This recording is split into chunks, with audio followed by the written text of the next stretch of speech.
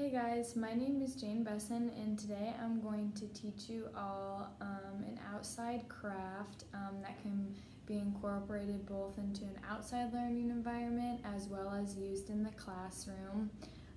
Today's craft is going to be leaf rubbing. There's no really main author of leaf rubbing or exactly a specific artist as to who has incorporated this craft. But I remember it when I was in 5th grade. We did this when we were learning about the specific types of trees and what kind of leaves were grown on them and just different characteristics that they all possessed. And so today I'm going to scale it down a little bit to the more of the elementary students. So first you're going to want to collect some leaves from outside. You're going to want them to be all different kinds of shapes and sizes, and they can be different colors too. This is a good way just to get the kids outside and moving and just learning about their environment and everything else it has to offer. And then you're going to want either colored pencils or even crayons. Markers won't work as well, but you can still try and incorporate them. And the first thing you're going to do is you're going to want to take 2 pieces of paper and you're going to put the leaf in between the 2 pieces of paper. And then choose your selection of color. It doesn't matter what color. This kind of gives the kids just the opportunities to kind of choose different colors, or use their imagination. And once you have the leaf in between your papers, you're going to want to turn your crayon or colored pencil to its side and basically just rub up and down on the leaf on the paper.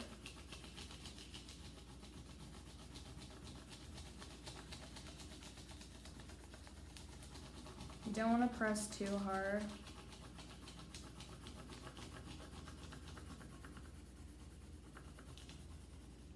Once you have done so, you can remove your paper up, and as you can see, it has basically left an indentation of what the leaf looks like.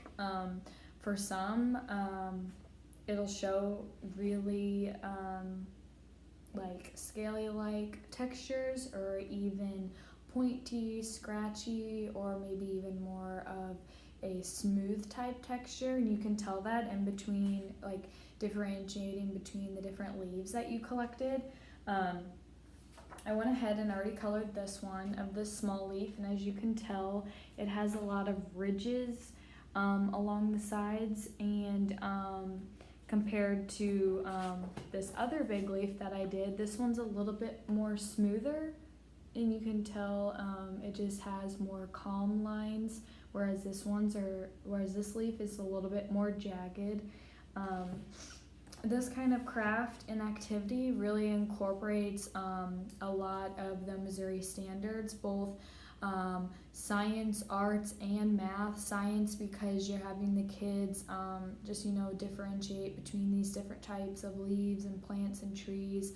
The arts, because you're incorporating all the different color uses in the classroom, as well as math, because once your kids have done coloring and stuff, you can have them look at it and look at different shapes, whereas this one maybe looks like a star, and this one could look like an oval or almost a Christmas-like tree type. So then you have your kids practicing different shapes, and there's just a variety of leaves and different stuff that they could collect outside.